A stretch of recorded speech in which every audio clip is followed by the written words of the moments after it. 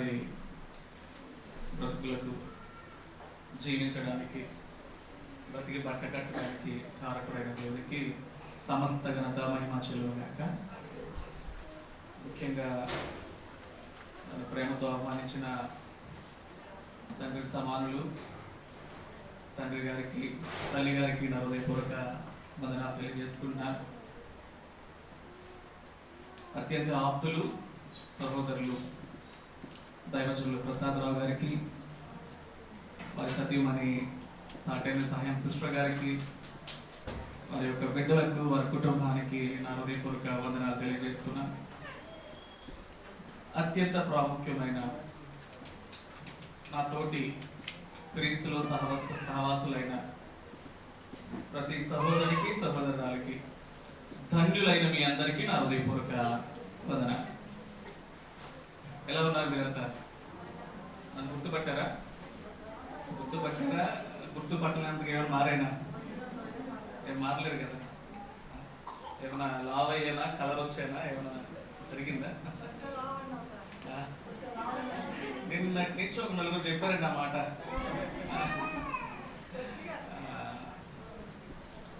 Stress ఎక్కువైపోతే ఒళ్ళు బాధ్యతలు ఎక్కువ అవుతున్నాయి.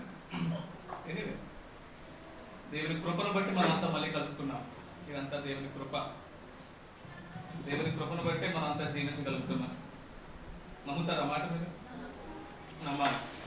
ఎందుకంటే మనకన్నా ఆరోగ్యవంతులు, మనకన్నా బలవంతులు ఈరోజు ఈ సమయంలో బ్రతికిలేరు. ఆ మాట అర్థమైందా? మనకన్నా ఆరోగ్యవంతులు, మనకన్నా బలవంతులు ఈ సమయంలో ఏం లేరు. వారు నిన్న రాత్రే వారు మరణించారు. కానీ మనం ఆరోగ్య సమస్యలున్నా, పిల్లలేసుకుంటున్నా, ఎన్నో ఒత్తులున్నా, భారాలున్నా, ఇబ్బందులున్నా, ఇక్కట్లున్నా, శ్రమలున్నా మనం ఈరోజు దేవుని సన్నిధికి రాగలుగుతాం. ఇదంతా ఎవరి కృప? దేవుని కృప. ఆ విషయాన్ని మర్చిపోకూడదు. దేవుని కృపను బట్టి మనం జీవిస్తున్నాం. మీకు వందనాలు చెప్తూ, శ్రద్ధగానే మీకు వందనాలు చెప్తూ ఒక మాట అన్నాను. ధన్యులైన మీకు నా హృదయపూర్వక వందనాలు అన్నారు. ఎందుకన్నాను ధన్యులని? మీరు మిమ్మల్ని ధన్యులు అని ఎందుకన్నాను నేను? ఎందుకు ధన్యులయ్యారు మీరు? ఎందుకు ధన్యులయ్యారో తెలుసా? మీరు ఎవరి చేత పిలువబడ్డారు? మీరు ఎవరి చేత పిలువబడ్డారు? దేవుని చేత, క్రీస్తు చేత పిలువబడ్డారు. ఎక్కడి నుండి ఎక్కడికి పిలువబడ్డారు? పిలువబడ్డారు, సంతోషమే. మరి ఎక్కడి నుండి ఎక్కడికి? ఒక్కసారి ఎక్కడి నుండి ఎక్కడికి పిలువబడ్డారో అనే దాని వరకు చెప్పే ముందు ఒక మాట చెప్తారు. లోక సంబంధంగా కూడా మీరు ధన్యులు. అమ్మా, మీకు చక్కని వాతావరణం ఉంది.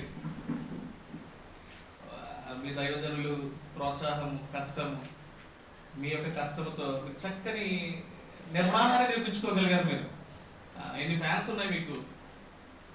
మంచి ప్రదేశంలో మీరు దేవుణ్ణి ఆరాధించగలుగుతున్నారు.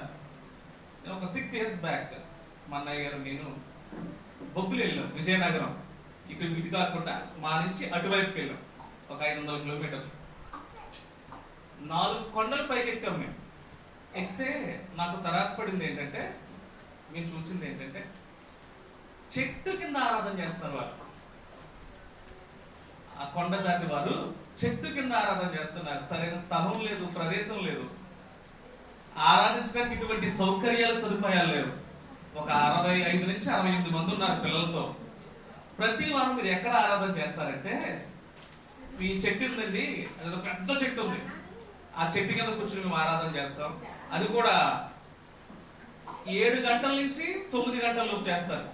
ఎందుకంటే మళ్ళీ సూర్యుడు వారికి తెరసపడతాడు. మళ్ళీ అక్కడ కూడా కూర్చోడానికి అవకాశము. చెట్టు కింద ఆరాధన చేస్తున్న వారు ధన్యులే. ఈ చక్కని బిల్డింగ్ కింద ఆరాధన చేస్తున్న వారు మీరు కూడా ధన్యులే. ఎందుకో తెలుసా? మీరంతా ఎవరి చేత పిలువబడ్డారు? దేవుని చేత పిలువబడ్డారు. మరి ఎక్కడి నుండి ఎక్కడ పిలువబడ్డారు? వాళ్ళు ఎక్కడి నుంచి ఎక్కడ పిలువబడ్డారు? చూద్దాం ఎక్కడి నుంచి ఎక్కడ పిలువబడ్డారు. మొదటి పేతురు 1వ అధ్యాయం.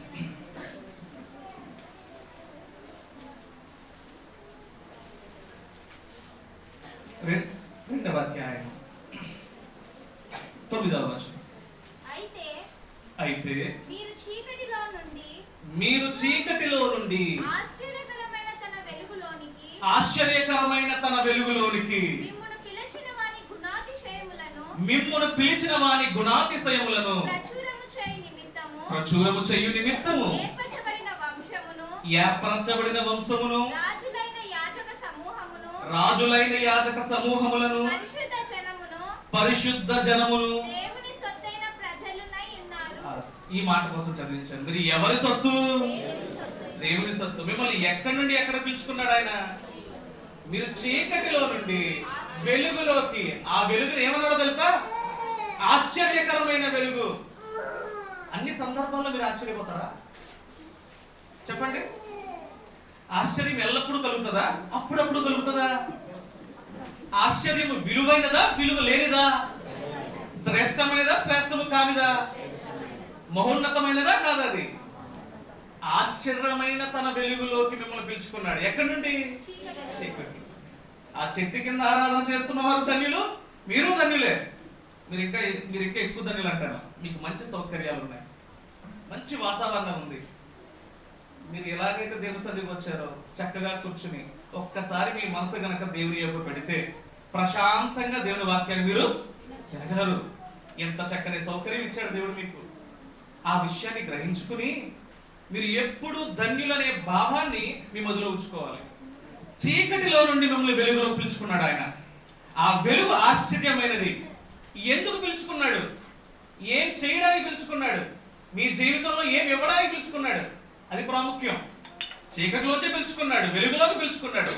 ఏమి చేయడానికి పిలుచుకున్నాడు? ఏం చేయడానికి పిలుచుకున్నాడు తెలుసా? రోమిలకు 8వ అధ్యాయం 28వ వచనం. దేవుని ప్రేమించు వారికి అనగా ఆయన సంకల్పము చొప్పున పిలువబడిన వారికి మేలు కలుగుటకై. ఏం కలగడానికి? మీరంతా ఎప్పుడు ఏం కలగాలనుకుంటారు?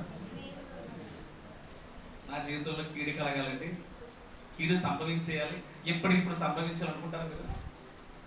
అమ్మా, కొంత ముసలి వారు కూడా ఏం కలగాలనుకుంటారు? మేలు అనేది మన జీవితానికి ఏమిస్తుంది? సంతోషాన్ని ఇస్తుంది, సంతృప్తిని ఇస్తుంది, ఆనందాన్ని ఇస్తుంది, ఉల్లాసాన్ని ఇస్తుంది, ఉత్సాహాన్ని కూడా ఇస్తుంది. దేవుడు నిన్ను చీకటిలో నుండి వెలుగులోకి పిలుచుకున్నాడు. ఎందుకు పిలుచుకున్నాడంటే మేలు చేయడానికి పిలుచుకున్నాడు. అందుకు మీరు ధన్యులు. మీ ధన్యతను మీరు గుర్తెరగండి. మిమ్మల్ని చీకటిలో నుండి వెలుగులోకి పిలుచుకుని మేలు మీ జీవితంలో ప్రాప్తి చేయడానికి పిలుచుకున్నాడు ఆయన. ఆ విషయాన్ని మీరు గ్రహించండి. మీరు ఎందుకు ధన్యులో తెలుసా? మీ కొరకు ఒకరు ఉన్నారు, మిమ్మల్ని పిలిచిన వాడు ఉన్నాడు, మీకు తోడుగా నిలబడేవాడు ఉన్నాడు, మీకు ఆశ్రయం ఇవ్వడానికి సిద్ధంగా ఉన్నవాడు ఉన్నాడు, ఆపత్కాలంలో మిమ్మల్ని ఆదుకునేవాడు ఉన్నాడు. నా మాట అర్థమవుతుందా? ఎప్పుడు ఆదుకుంటాడు ఆయన? ముదిమి వచ్చే వరకు నిన్ను ఎత్తుకునేవాడు. ఇప్పుడు మీరు ధన్యులా కదా? నేనైతే చాలా ధన్యుణ్ణి. ఎంత ధన్యుణ్ణంటే నా కొరకు ప్రాణం ఇచ్చిన వాడు, ఆ ప్రాణం ఇచ్చిన వాడు నన్ను పిలుచుకున్నాడు. పిలవబడిన నీవు ఆ ధన్యతను ఎప్పుడు నిర్లక్ష్యమో చేస్తున్నావా లేదని ప్రశ్న వేసుకోండి. ఎప్పుడు నిర్లక్ష్యం చేయకండి. నిన్ను పిలుచుకున్న ఆయన ఎందుకు పిలుచుకున్నాడంటే ఊరకనే పిలుచుకోలే. నీకు ఏమి చేయడానికి పిలుచుకున్నాడు ఆయన? మేలు చేయడానికి పిలుచుకున్నాడు ఆయన. ఎందుకు పిలిచాడంటే ఆయనకి నీకున్న బంధం ఏమిటి? ఎందుకు పిలుచుకున్నాడు ఆయన? మనం ఏమై ఉన్నాం? ఆయనకి ఏమై ఉన్నాం? మనకు ఆయన ఏమై ఉన్నాడు? ఎఫెసీ 4వ అధ్యాయం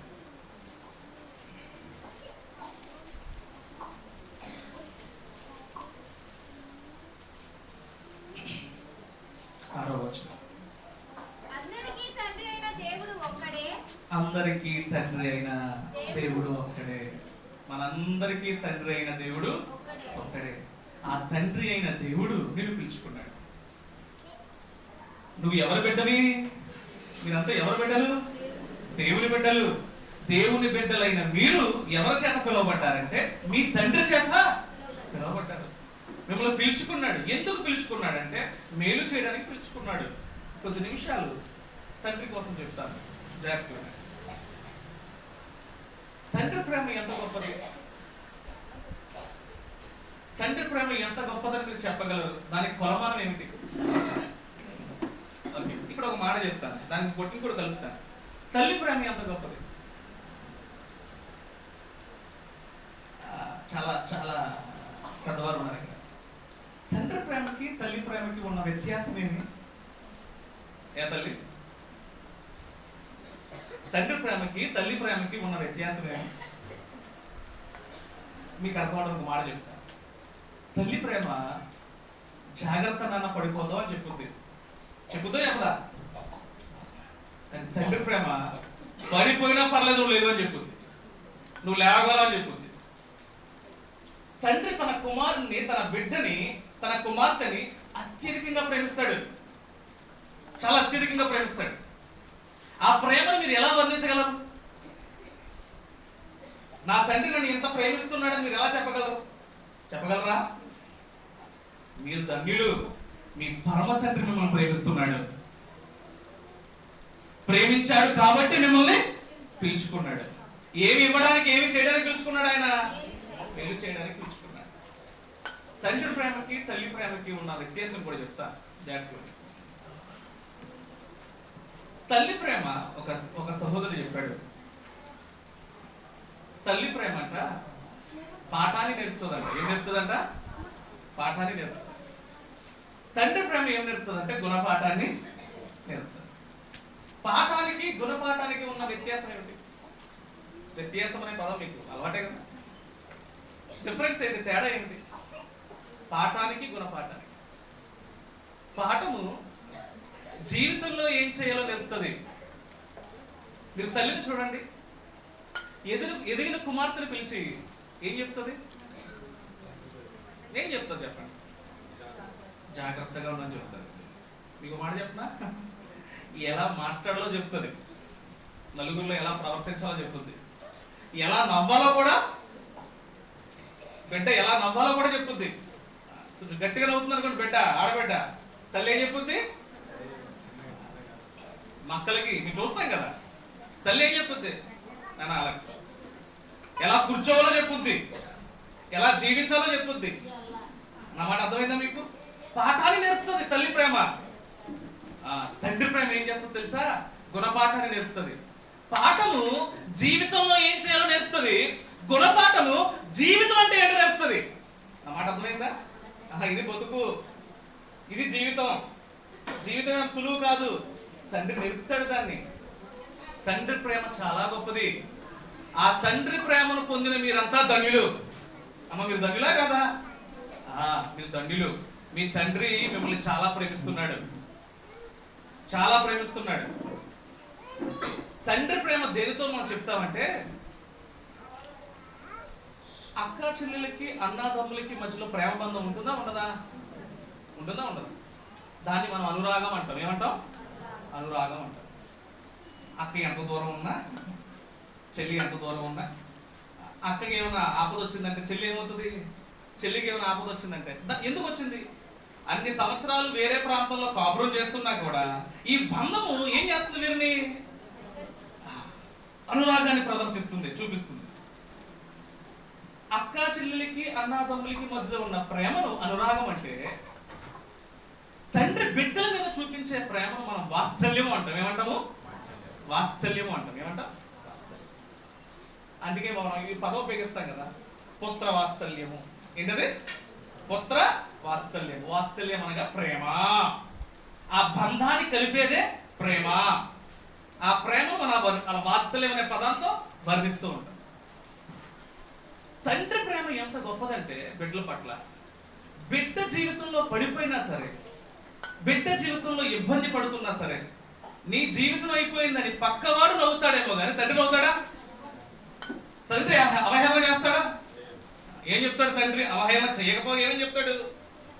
పడిపోయినా పర్లేదు, నువ్వేం చేస్తావు? తిరిగి తండ్రి ప్రేమ అంత గొప్పది. నీ పరమ తండ్రి ప్రేమ అంత గొప్పది. నీ పరమ తండ్రి నీ మీద అత్యధికమైన ప్రేమ చూపిస్తున్నాడు. ఆయన ఎలా చూపించాడో తెలుసా?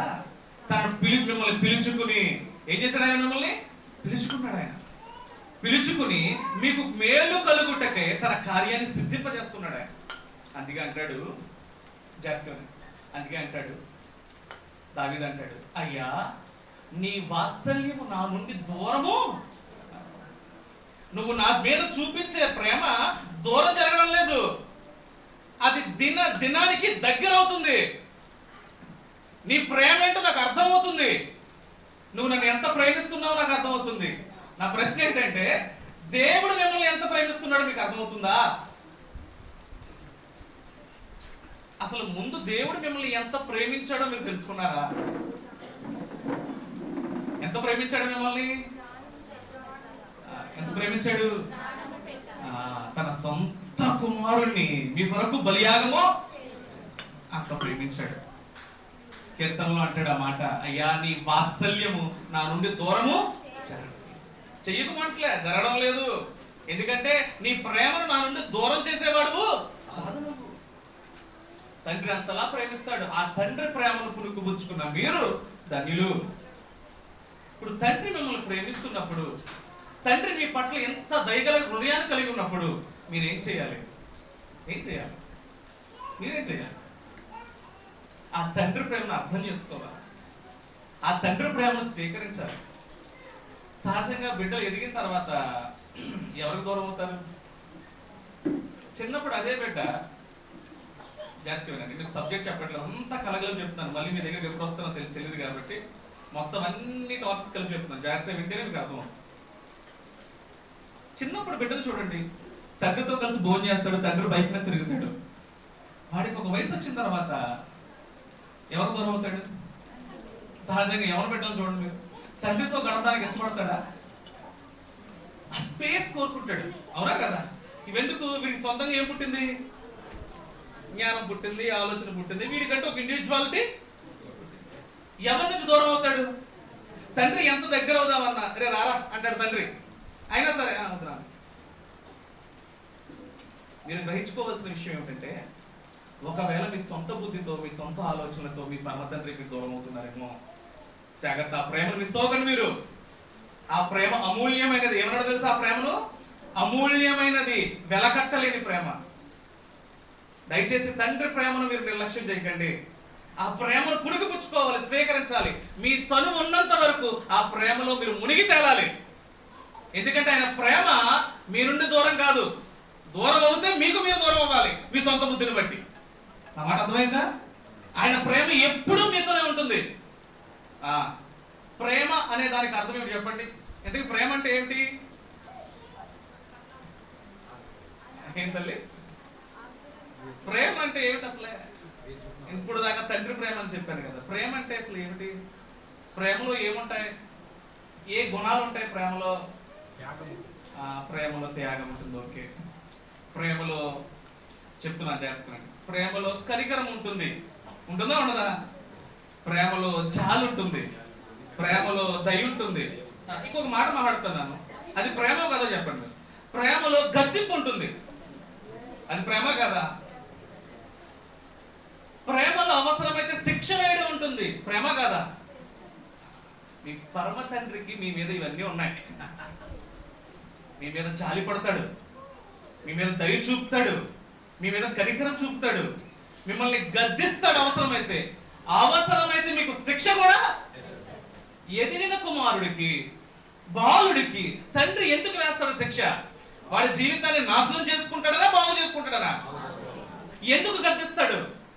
మీ పరమ తండ్రి కూడా కొన్ని సందర్భాల్లో మిమ్మల్ని కనికరం చూపుతాడు, జాలి చూపుతాడు. అవసరమైతే ఏం చేస్తాడు? గద్దిస్తాడు. ఆ గద్దింపును మీరు స్వీకరిస్తారా? కొన్నిసార్లు అవసరమైతే ఏం చేస్తాడో తెలుసా? శిక్ష కూడా వేస్తాడు, శిక్ష కూడా వేస్తాడు. మీ తండ్రి మీ మీద ఆ విధంగా ప్రేమ చూపుతాడు. కేవలం జాలి చూపడం, దయ చూపడం, కనికరము చూపడమే కాదు ప్రేమ, గద్దించడం కూడా ప్రేమే. అందుకే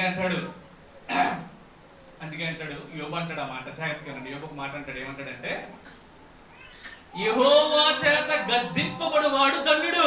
ఎవరు ధన్యులంట? మీరు ధన్యులు అన్నారు.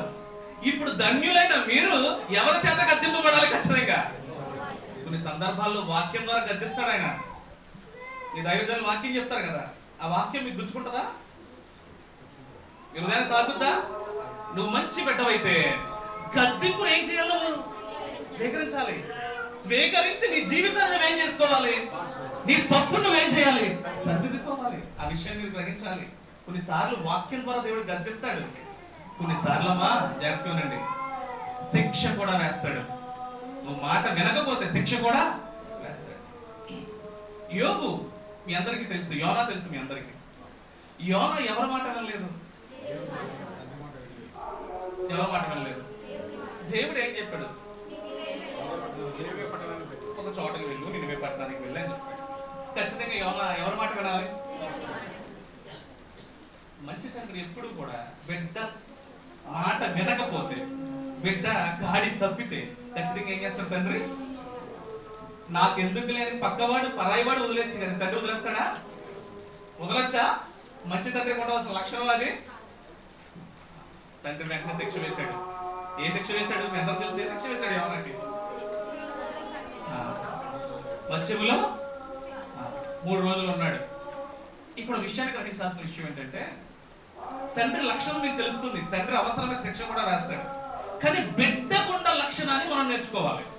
యోనాకు ఉన్న మంచి గుణాన్ని మనం నేర్చుకోవాలి. ఆ శిక్షను స్వీకరించాడా లేదా? స్వీకరించాడా లేదా? లేదా మొండి వాళ్ళ ఉన్నాడా? మూర్ఖుల్లా తయారయ్యాడా? కొంతమంది బిడ్డల మీద చూడండి, కొట్టే కొద్దీ చేతిని ఏం చేస్తారు వారు? శరీరాన్ని ఏం చేస్తారు వారు? మీరు ఎంత కొట్టండి వాళ్ళు అలాగే ఉంటారు, భీష్ములు ఉంటారు. మొండితనం ఏర్పాటు చేసుకుంటారు. ఆ మొండితనం వల్ల వాడి జీవితాన్ని వాడు బాగు చేసుకోగలడా? వాడి తప్పును వాడు తెలుసుకోగలడా? నేను ఎంత సేవ చేశాను కదా నీకు పరిచర్య, ఈ ఒక్కసారి నీ మాటను లేదు, నాకెంత శిక్ష వేస్తావని మొండిగా కూర్చున్నాడు యోనా. ఆ శిక్షను స్వీకరించాడు. నా మాట మీకు అర్థమైందా? ఆ శిక్షను స్వీకరించాడు. ఆ చేప కొడుకులో నుండి ప్రార్థన చేసిన దేవునికి జాగ్రత్తగా, దేవుడు గనక మీకు శిక్ష వేస్తే ఆ శిక్షను స్వీకరించి దేవునికి ప్రార్థన చేసేవారుగా మీరు ఉన్నారా? నా మాట అర్థమైందా? ఒకవేళ దేవుని శిక్ష కనుక మీరు అనుభవిస్తే ఆ శిక్షలో మీరు ఆ శిక్షను స్వీకరించి దేవునికి ప్రార్థన చేసేవారుగా మీరు ఉన్నారా? మీ తండ్రి మిమ్మల్ని ప్రేమించడమే కాదు, మిమ్మల్ని కనికరించడమే కాదు, అవసరమైతే మీరు గాడి తప్పితే మీకు ఏం చేస్తాడో తెలుసా? ఆయన శిక్ష కూడా వేస్తాడు, మిమ్మల్ని గద్దిస్తాడు. మీరు ఆయన బిడ్డలైతే ఆ గద్దింపును స్వీకరించండి, ఆ శిక్షను మీరు స్వీకరించండి. ఆ విషయాన్ని మీరు తెలుసుకోండి. మీ తండ్రి ప్రేమ చాలా గొప్పది. ఆయన మీ తండ్రి కాబట్టే మిమ్మల్ని పిలుచుకున్నాడు. ఆయన మిమ్మల్ని కన్నాడు కాబట్టే మిమ్మల్ని పిలుచుకున్నాడు. ఆయన లోకములో నుండి, చీకటిలో నుండి వెలుగులోకి మిమ్మల్ని పిలుచుకున్నాడు. ఆయన ఎందుకు పిలుచుకున్నాడు తెలుసా?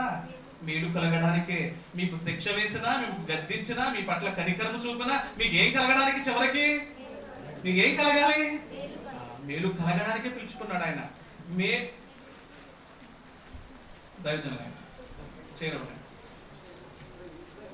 మేలు కలగడానికి పిలుచుకున్నాడు, మేలు చేయడానికి పిలుచుకున్నాడు ఆయన. ఇప్పుడు ఆ మేలును మీరు జాగ్రత్తగా, ఆ మేలును మీరు పొందవలసిన వారుగా ఉన్నారు.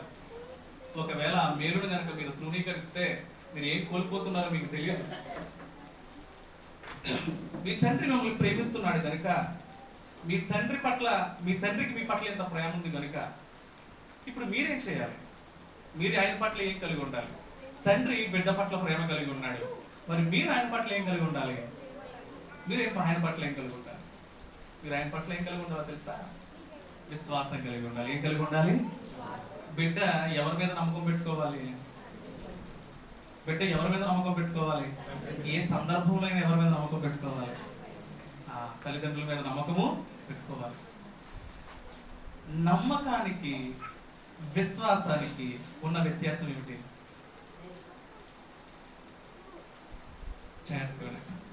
నమ్మకానికి విశ్వాసానికి ఉన్న వ్యత్యాసం ఏమిటి?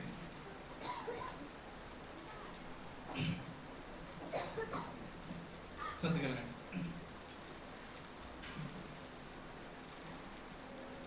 ఇంకొక ఉదాహరణ చెప్పిన ముందు, ఒక కొండ నుంచి ఇంకో కొండకి దాటే ఒక యాత్రికుడు ఉన్నాడు. ఒక కొండ మీద తాడు కట్టుకుని ఇంకో కొండ మీదకి దాటే యాత్రికుడు ఉన్నాడు. కెనడా అనే దేశంలో 1940లో ఆయన ఒక మాట చెప్పాడు. నేను చాలాసార్లు కొండ దాటాను కదా, ఈసారి నేను దాటపోయే కొండ ఏమిటంటే నయాగ్రా ఫాల్స్ నుంచి నేను యువతల గొట్టు నుంచి అవతల గొట్టుకి వెళ్తానని చెప్పాడు. యువతల గొట్టు నుంచి అవతల గొట్టుకి. ఈ మాట మీరంతా నమ్ముతున్నారా అని అడిగాడు అక్కడున్న ప్రేక్షకులందరినీ. వారందరూ ఏమన్నారంటే నమ్ముతున్నావు అన్నారు. ఏమన్నారు? ఎందుకు? అంతకు ముందే చాలా సార్లు ఆయన అనేకమైన కొండలు దాటాడు. నమ్మకానికి విశ్వాసానికి ఉన్న వ్యత్యాసం చెప్తున్నాను జాగ్రత్తగా. చాలాసార్లు దాటాడు కాబట్టి నమ్ముతున్నావు అన్నాడు. అప్పుడు ఆయన అన్నాడు, సరే మీరంతా నమ్ముతున్నారు కాబట్టి మీలోంచి ఒక అతను నా భుజాల మీదకి ఎక్కితే నేను ఆయన ఎక్కించుకుని యువతల నుంచి అవతలకి వెళ్తాను అన్నాడు. సో మీలోంచి ఒకరు రండి అన్నాడు. మీలోంచి ఒకరు రండి అన్నాడు. ఒక్కరు కూడా రాదు. అప్పుడు అతను చెప్పిన ఒక స్టేట్మెంట్ మీరు గూగుల్లో సెర్చ్ చేస్తూ ఉంటుంది. ఏమని చెప్పాడో తెలుసా? You all have trust in me but you don't have faith అన్నాడు. మీ అందరికీ నా మీద నమ్మకం ఉంది కానీ మీకు నా పట్ల ఏం లేదు. విశ్వాసం. నమ్మకం వేరు, విశ్వాసం వేరు. దేవుణ్ణి నమ్మడం అనేది ఎవరైనా నమ్ముతారు. దేవుని ఎరగని వాడు అన్నిడు కూడా నమ్ముతాడు. చర్చ చూడగానే ఏమంటాడు? మా దగ్గర అందరూ కూడా చర్చ చూడగానే, గుడి చూస్తే ఎలాగైతే అంటారో, ఒక చర్చ చూడగానే ఏమంటాడు తెలుసా? మసీద్ చూడగానే అంటాడు. దేవుని నమ్మడం ఏమిటండి? అందరూ నమ్ముతారు. మీకు ఒక విషయం తెలుసా? పరిశుద్ధ గ్రంథం మాట చెప్తుంది, దేవుని ఎవరు కూడా నమ్ముతున్నారట? యాకోబు రాసిన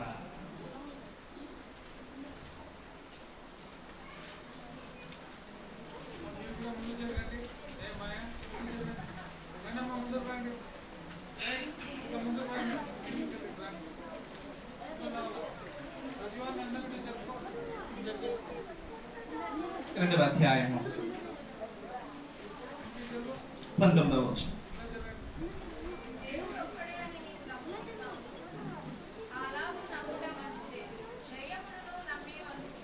దేవుడు ఒక్కడే నువ్వు నమ్ముచున్నావు, అలాగూ నమ్ముట మంచిదే.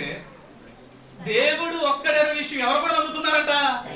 మరి మీ నమ్మకానికి దయ్యాలకున్న నమ్మకానికి తేడా ఏమిటి? నా మాట మీకు అర్థమైందా? నా నమ్మకానికి దయ్యాలకున్న నమ్మకానికి తేడా ఏమిటి? దేవుడు ఉన్నాడు, దేవుడు ఒక్కడనే నమ్మకం ఎవరు కూడా ఉంది. క్రైస్తవ నమ్మకము ఈ నమ్మకాల కన్నా వేరైనది. జాగ్రత్తగా వినండి. క్రైస్తవ నమ్మకము ఈ నమ్మకాల కన్నా వేరైనది. నీ నమ్మకం ఎందుకు ప్రత్యేకమైనదంటే నీ నమ్మకము విశ్వాసముతో కూడింది. దేంతో కూడింది? దేంతో కూడింది? విశ్వాసముతో కూడింది. అబ్రహాము దేవుణ్ణి నమ్మెను, అది నీతిగా. ఎందుకు నమ్మాడు అబ్రహాము దేవుణ్ణి? ఏం ఉండడం బట్టి నమ్మాడు? నా మాట మీకు అర్థమైందా? ఏం ఉండడం బట్టి నమ్మాడు? అదే 2వ అధ్యాయం యాకోబు 23వ వచనం. కాబట్టి అబ్రహాము దేవుని నమ్మెను, అది అతనికి నీతిగా ఎంచబడెను. అది అతనికి నీతిగా ఎంచబడెను. ఎక్కడొచ్చింది అబ్రహాంకి ఆ నమ్మకం? ఎలా వచ్చింది అబ్రహాంకి ఆ నమ్మకం? ఎలా వచ్చిందో తెలుసా? 21వ వచనం చూడండి. దాని పైన 21వ వచనం చూడండి.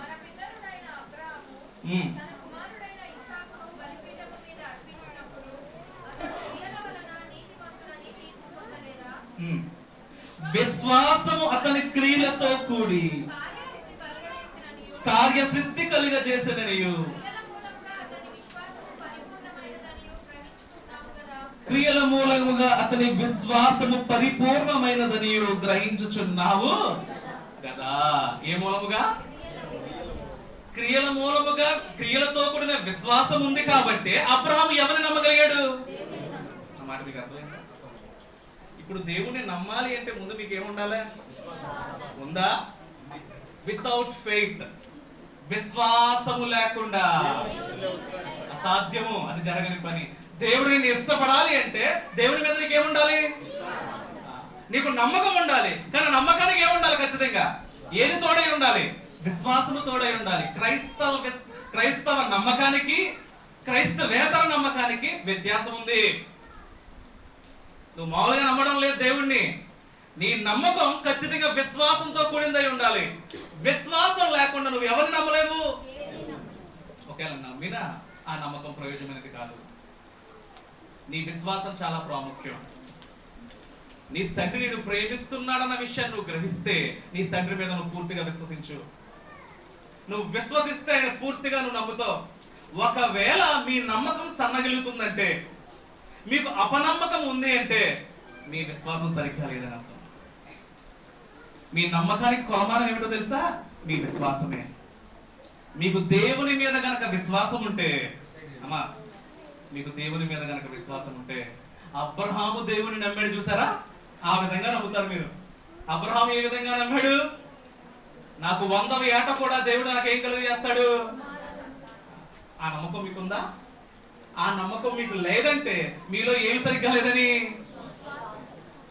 సో క్రైస్తవ జీవితంలో విశ్వాసం అనేది చాలా ప్రాముఖ్యం. ఒక మాట చెప్పనా, ఇదే ఆయువు పట్టు, ఇదే పునాది, ఇదే బేస్.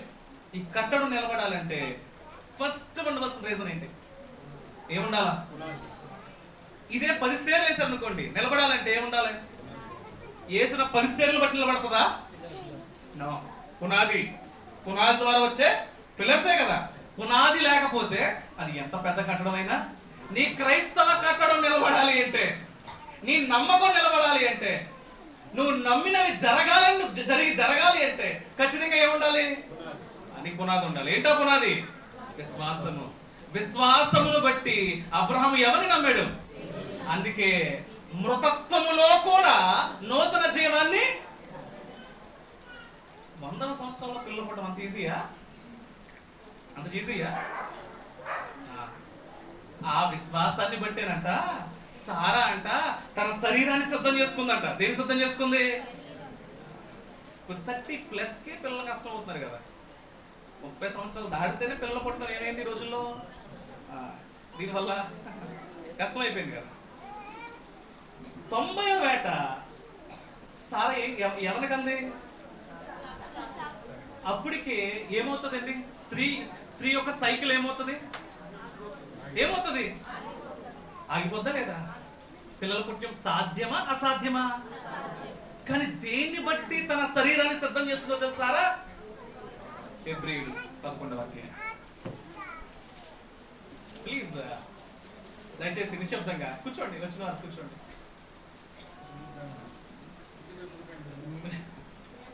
కొంచెం ప్లేస్ ఇవ్వండి. వచ్చిన వారికి ప్లేస్ ఇస్తే సో 11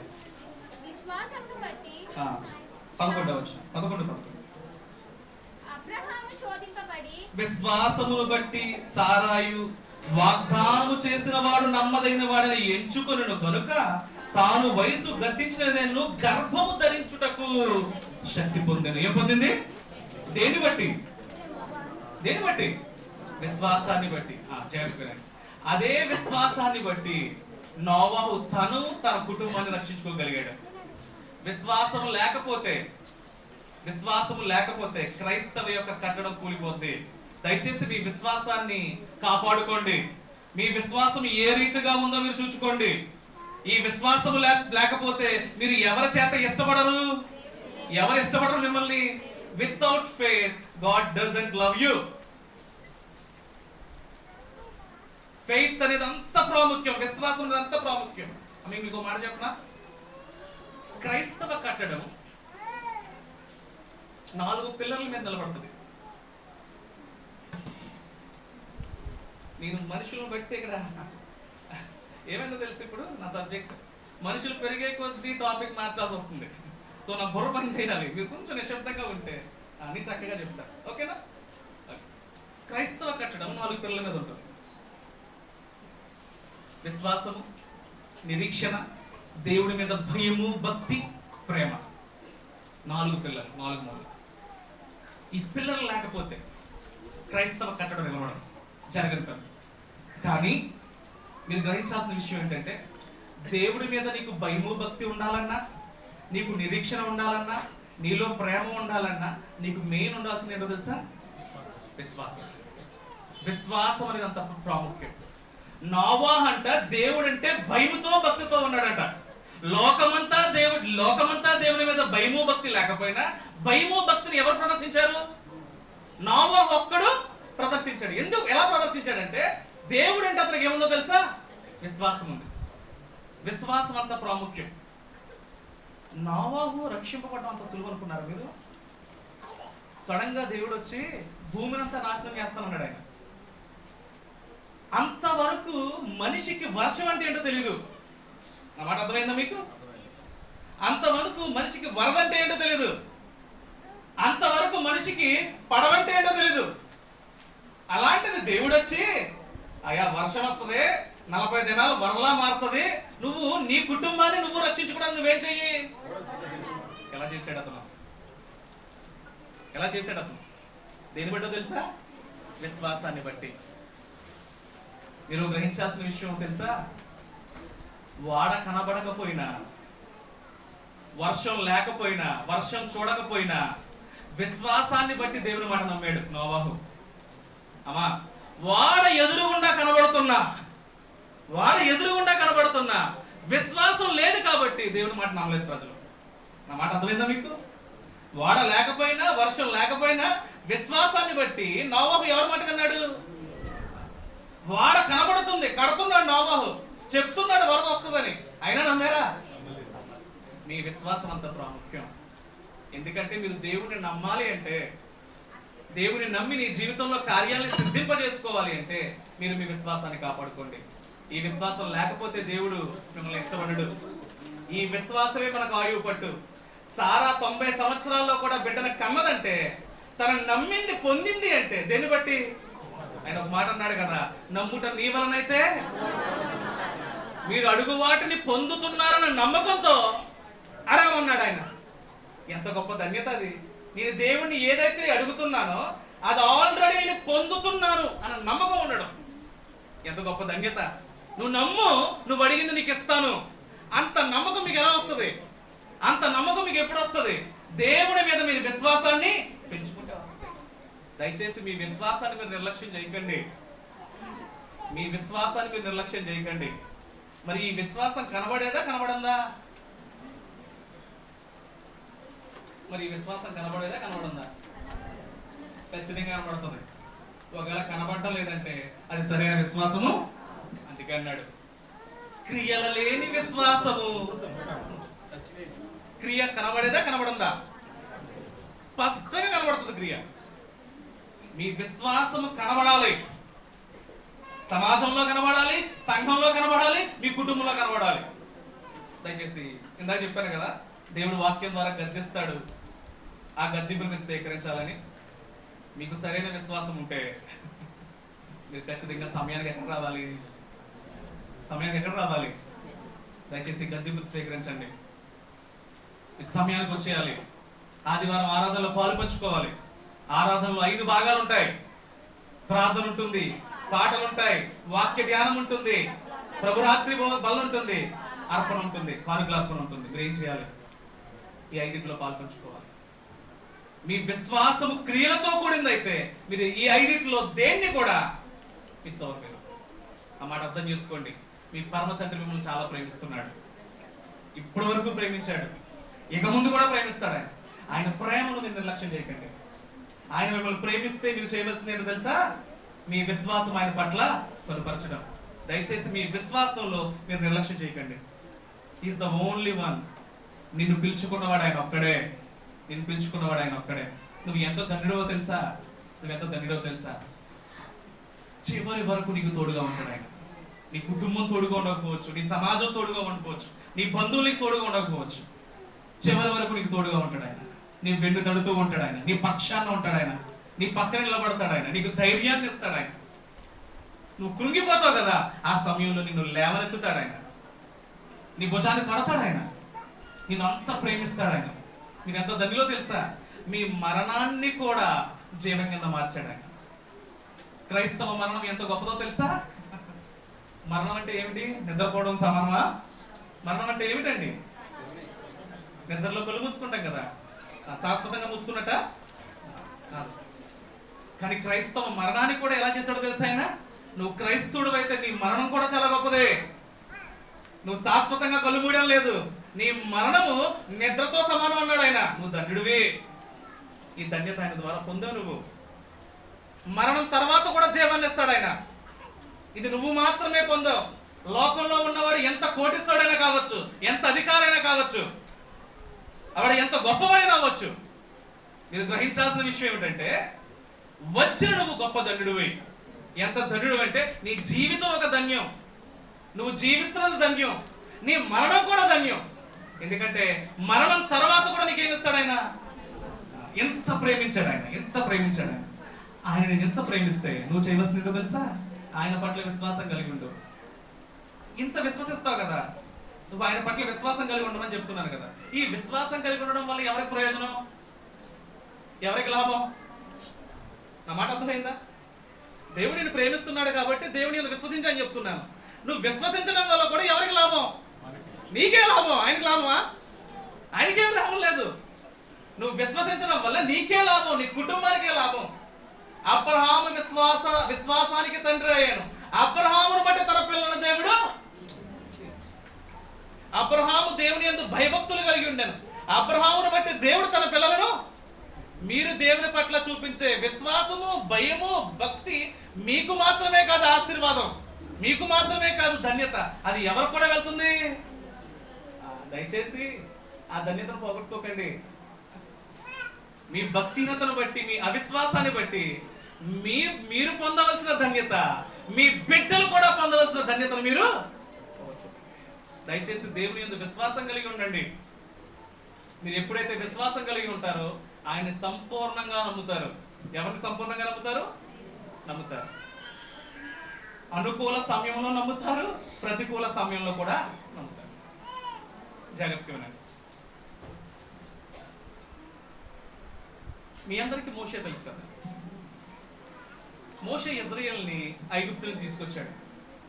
తీసుకొచ్చినప్పుడు అతని జీవితంలో వచ్చిన శోధన చెప్తున్నాను జాగ్రత్త. ఎదురుగుండా ఏముంది? సముద్రం ఉంది. వెనకాల ఎవరు వస్తున్నారు? ఫరో సైన్యం. జాగ్రత్త. నమ్మడం అంటే ఏంటో మీకు చూపిస్తాను, చెప్తాను. ఒకసారి నిర్గమాకాండం 14వ అధ్యాయం.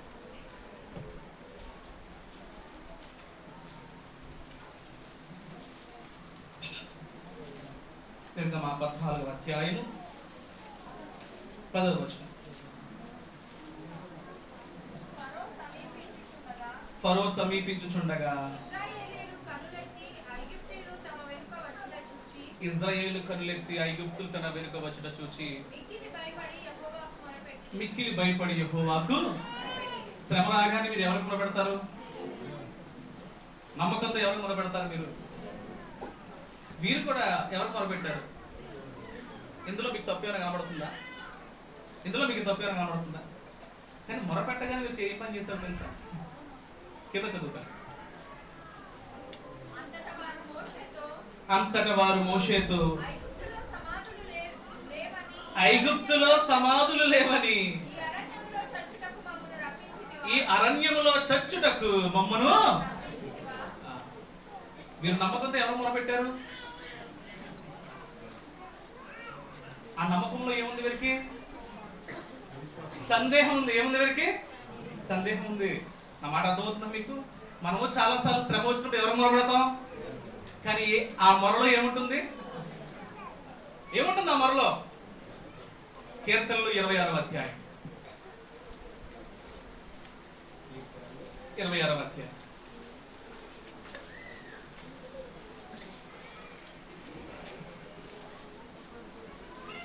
1వ వచనం. యెహోవా నేను యథార్థవంతుడనై ప్రవర్తించుచున్నాను, నాకు తీర్పు తీర్చుము. ఏమీయూ సందేహపడకుండా యెహోవా యందు నేను నమ్మిక ఉంచి ఉన్నాను. ఏమీయూ సందేహపడకుండా యెహోవా యందు నేను నమ్మిక ఉంచి ఉన్నాను. సందేహం లేకుండా దేవుడు అంటే నేను చాలా నమ్మకం ఉంచుకున్నాను. చేతులు పైకి ఎత్తండి.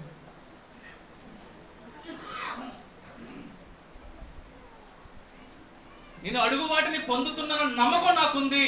నేను అడిగిన ప్రతి దాన్ని పొందాను అన్నవారు చేతులు పైకి ఎత్తండి. నీ నమ్మకంలో సందేహం ఉందా? నీ నమ్మకములో గనక సందేహం ఉందంటే నీ విశ్వాసం సరైన రీతిగా. నమ్మకం లేదని కాదు, నమ్మకం ఉంది వారికి, కానీ వారి విశ్వాసం సరిగ్గా లేదా. శ్రమ చూడగానే, శోధన చూడగానే ఎవరికి మొరపెట్టారు? వారు జీవితంలో శ్రమ చూడగానే ఎవరికి మొరపెడతావు? కానీ ఆ నమ్మకంలో ఏముండకూడదు? సందేహం ఉండకూడదు. వారికి ఏముందో తెలుసా? సందేహం ఉంది. కానీ ఒక్కడున్నాడండి. అందుకే అంటాడు దేవుడు, నా ఇల్లంతటిలో ఎవరు తెలుసా? దేవుణ్ణి అంత నమ్మాడు కాబట్టే దేవుడు నమ్మకమైన వాడు అన్నాడు. మోషేకి అంత నమ్మకం ఎందుకు వచ్చింది? మోషేకి దేవుడి మీద అంత నమ్మకం ఎందుకు వచ్చింది? మోషేకి దేవుడి మీద ఏమున్నది? ఇప్పుడు దీన్ని హెబ్రీలు 11వ అధ్యాయం.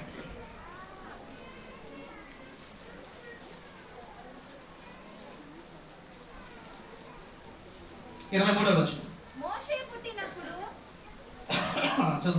అతని తల్లిదండ్రులు ఆ శిశువు సుందరుడై ఉండుట చూసి విశ్వాసమును బట్టి రాజాజ్ఞకు భయపడక 3 మాసములు అతన్ని దాచిపెట్టిరి. మోషే పెద్దవాడైనప్పుడు విశ్వాసమును బట్టి, దేన్ని బట్టి? మోషేకి ఎవరి మీద విశ్వాసం ఉంది? మోషేకు దేవుడి మీద విశ్వాసం ఉంది గనక అతడు దేవుణ్ణి నమ్మాడు. ఎంతలా నమ్మాడు తెలుసా? ఎదురుగుండా అంత శోధన ఉన్నా, అంత సమస్య ఉన్నా. సముద్రం అనేది ఎంత పెద్ద సమస్య మానవునికి? చెప్పండి, మానవుడికి ఎంత పెద్ద సమస్య సముద్రం అనేది? ఇంకో మాట చెప్పనా? వాళ్ళందరికన్నా అడుగులు ముందే ఉన్నాడు మోషే. వాళ్ళందరికన్నా ముందే సమస్యను చూశాడు మోషే. కానీ మోషే భయపడ్డాడా? మోషే సందేహించాడా? కొన్ని లక్షల మంది సందేశించారు. వారికి దేవుడు అంటే నమ్మకం ఉంది, మొరపెట్టారు. కానీ వారికి దేవుని మీద ఏమి లేదు, విశ్వాసం లేదు. వారి విశ్వాసం సరైనది కాదు. వారి యొక్క నమ్మకంలో ఏమున్నది? సందేహం ఉంది. శ్రమ చూడగానే ఏమన్నారు తెలుసా? వారు చెప్పడానికి దేవుడు మమ్మల్ని తీసుకొచ్చింది. ప్రార్థన చేయని వారు అనుకున్నారు. వారు ప్రార్థన చేసిన వారే. నువ్వు ప్రార్థన చేస్తూ కూడా దేవుని మీద నీకున్న నమ్మకం సందేహంతో ఉందేమో. జాగ్రత్త సుమి. నువ్వు ఎవరిని నమ్ముతున్నావో తెలుసా? నమ్మదగిన దేవుడు ఆయన. ఆయనకున్న బిరుదు ఏంటో తెలుసా? నమ్మదగిన దేవుడు. నువ్వు అడిగింది పొందేసావని అడిగన్నాడు ఆయన. ఎంత గొప్ప నమ్మకం అండి ఆ మాట. ఏ గ్రంథంలో రాయబడదు ఆ మాట? నువ్వు దేన్నైతే అడిగావో అది ఆల్రెడీ నువ్వు పొందావు అని అడుగు. ఏ గ్రంథంలో కూడా రాయబడదు ఆ మాట? ఈ పరిశుద్ధ గ్రంథంలో రాశాడు. నమ్ముట నీ వలనైతే. ఈ వాక్యం మీ జీవితంలో నెరవేర్చబడాలంటే మీ అందరికీ దేవుని మీద ఏముండాలా? విశ్వాసం అంత ప్రాముఖ్యం. మోషే ఏమన్నాడు తెలుసా? లక్షల మంది మీదొచ్చి పడిపోయారు మోషే మీదకి. మమ్మల్ని చంపడానికి తీసుకొచ్చావా? భయపడ్డా? బెదిరాడా? మోషే అన్న మాట పులకరించింది. ఏమన్నా తెలుసా మోషే? నిర్గమకాండం 14వ అధ్యాయం చూడండి.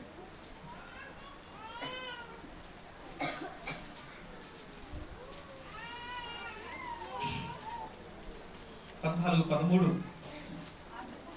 అందుకు మోషే లక్షల మందికి చెప్తున్నాడు ఈ మాట. లక్షల మంది ముందు అదే సమస్య ఉంది, మోషే ముందు కూడా అదే సమస్య ఉంది. అసలు భయపడితే ఎవరు భయపడాలి ముందు? ఎందుకు మా అడుగుల ముందు ఎవరున్నారు? 2 వీళ్ళందరూ ఇప్పుడు నన్ను ఏమంటారా బాబు, నా మాట నమ్మి ఎవరు రావాలి భయం? చెప్పండి. ముందు నొయ్యి వెనక, అంతే కదా, మీకు కొంత సామెత ఉంటుంది కదా. వెనకాలేమో ఐగుప్తులు సైన్యం, ముందు భయం ఎవరికి పుట్టాలా? ఎందుకు పుట్టలేదు మోషేకి? నా ప్రశ్న అది. నీ జీవితంలో అటువంటి సమస్య వచ్చినప్పుడు నువ్వు భయపడుతున్నావా? భయపడడం లేదా? భయపడకూడదు. ఎందుకంటే మోషే ఏ దేవుణ్ణి అయితే నమ్మాడో మనం అదే దేవుణ్ణి భయపడకూడదు. మోషే ఏమన్నాడు తెలుసా? భయపడకూడి. ఏమన్నాడు? లక్షల మంది చెప్తున్నాడు ఆ మాట. లక్షల మందిలో ఉన్న భయము సందేహము ఎవరికి లేదు? మోషేకి లేదు. అది నమ్మడం అంటే, దేవుని నమ్మడం అంటే అదే. ఎందుకు ఆ నమ్మకం ఎలా వచ్చింది మోషేకు? చిన్నప్పటి నుంచి వచ్చింది. తల్లి నేర్పిందంట మోషేకి, పాలిస్తున్నప్పుడు నేర్పిందంట. అందుకే విశ్వాసమును బట్టి రాజాజ్ఞకు లోబడక, విశ్వాసమును బట్టి ఐగుప్తు ధర్మం కంటే క్రీస్తు గురించిన నింద గొప్ప. అది దేని బట్టి వచ్చింది? ఆలోచన విధానము. నీ బిడ్డకు కూడా ఆలోచన విధానం రావాలంటే నీ బిడ్డకు ఎవరి మీద విశ్వాసం ఉండాలి? నీ బిడ్డ శోధన నుంచి జయింపబడాలి అంటే మీ బిడ్డ దేవుని నమ్మాలి. నమ్మాలంటే మీ బిడ్డ ఎవరి మీద విశ్వాసం కలిగి ఉండాలి? ఎవరు నేర్పాలి? మోషేకి తల్లి నేర్పింది కదా.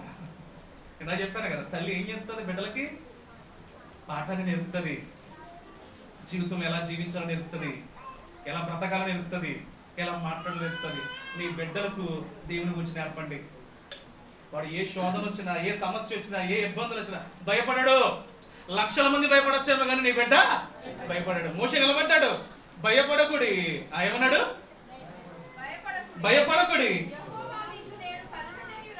యెహోవా మీకు నేడు కలుగజేయు రక్షణను మీరు ఊరక నిలుచుండి చూడుడి. ఏమన్నాడండి? దేవుడు చెప్పాడు మోషేకి. ఈ మాటలు పలకముందు దేవుడు కనబడ్డాడు మోషేకి. మరి ఎలా చెప్పగలిగాడు ఆ మాట? నమ్మకం అంటే అది.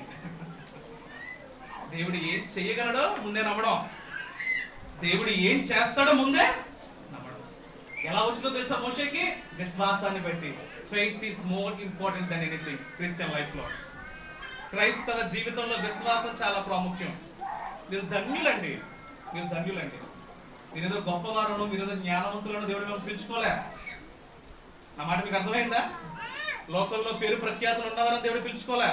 మీరు ధన్యులు, ఆయన సంకల్పంలో మీరు ఉన్నారు కాబట్టి దేవుడు మేము పిలుచుకున్నారు.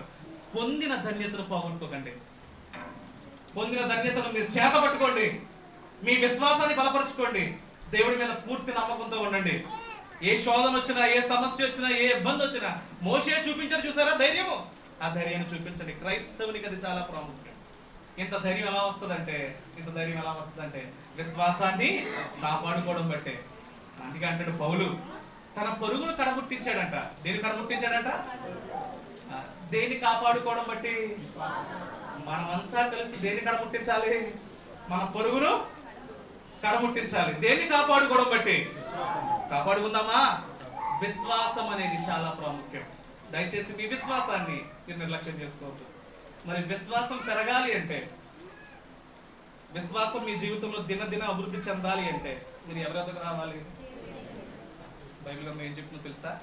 విశ్వాసం ఇచ్చేవాడు ఆయనే, విశ్వాసాన్ని అభివృద్ధి చేసేవాడు కూడా. దేవుడితో సహవాసం చేయండి, మీ విశ్వాసం మెరుగవుద్ది. మీ విశ్వాసం ఎప్పుడైతే మెరుగైందో దేవుడి మీద పూర్తి నమ్మకం ఏర్పడుతుంది. జీవితంలో వచ్చే ఏ సమస్యను బట్టి, ఏ శోధన బట్టి మీరు భయపడరు. అందుకే అంటాడు దావీదు, ఏమీయూ సందేహింపక నేను ఎవరిని నమ్మాను? ఎంతలా నమ్మాడు దావీదు? ఈ మాట చెప్పి నేను చూస్తాను. ఎంతలా నమ్మాడు దేవుడు దావీదు? ఇంకో మాట చెప్పనా? మీ అందరూ వాక్యం చదువుతారు కదా, కీర్తనలు 23వ అధ్యాయం. ఏమర్థమైంది ఆ వాక్యం మీకు? ఏమర్థమైంది కాదు? చాలాసార్లు వచ్చింది. నా చిన్నప్పటి నుంచి కూడా చాలాసార్లు చదివాను ఆ వాక్యం. నేను గ్రహించింది ఏమో తెలుసా? ఎంత గూఢార్థం ఉందో తెలుసా వాక్యంలో? యెహోవా నా కాపరి, నాకు లేమి కలగదు, పచ్చిక గల చోట్ల. నిజంగా దావీదు పచ్చిక గల చోట్ల పరున్నాడా? నిజంగా దావీదు పచ్చిక గల చోట్ల పరున్నాడా? దావీదు యొక్క జీవన విధానం మీకు తెలుసు కదా. ఎక్కడ బతికాడు ఆయన? అడవుల్లో, అరణ్యంలో. మన ఇంటి దగ్గర ఉన్న పచ్చిక బయలుకి, అరణ్యంలో ఉన్న పచ్చిక బయలుకి వ్యత్యాసం ఉందా లేదా? ఎంత వ్యత్యాసం? ఎప్పుడైనా అరణ్యంలోకి వెళ్ళారా? అడవులోకి వెళ్ళారా? మా ఊరి దగ్గర మారేడుమల్లి అనే ప్రాంతం ఉంటుంది, ఏజెన్సీ ప్రాంతం. సరదాగా మేము చచ్చినప్పుడు సంత వెళ్తాం. 2 minutes చెప్తే ముగించేస్తాం. జాగ్రత్తగా అరణ్యం ఎంత భయంకరంగా ఉంటుంది. జలపాతాలు చూడడానికి వెళ్తాం, జలపాతాలు స్నానం చేయడానికి వెళ్తాం. 4 గంటల దాకా చక్కగా కొట్టుకుంటాం, ఎంజాయ్ చేస్తాం, అంత ఆహ్లాదంగా ఉంటుంది. 4 దాటిన తర్వాత చీకటి పడుతూ ఉంటుంది కదా, తిరిగి ప్రయాణం అయిపోతాం. ఏ వాటర్ బాటిల్ ఏ టిన్నో మర్చిపోతాం. అక్కడ ఎవరినైనా ఒక నెరే వెళ్ళి తీసుకురాడంటే వాడు వెళ్ళడు. ఏ స్థలంలో అయితే అప్పుడు దాకా ఆడుకున్నాడో ఆ స్థలంలో ఒంటరిగా వెళ్ళాలంటే వాడికి అడవిలో వచ్చే శబ్దాలు ఎలా ఉంటాయో తెలుసా? ఆ కిటుకులు, ఆ పక్షులు, ఆ జంతువులు చేసే శబ్దం మనకేం కలిగేస్తుంది? అది ఎక్స్పీరియన్స్ ఉంటే మీకు అర్థమవుతుంది.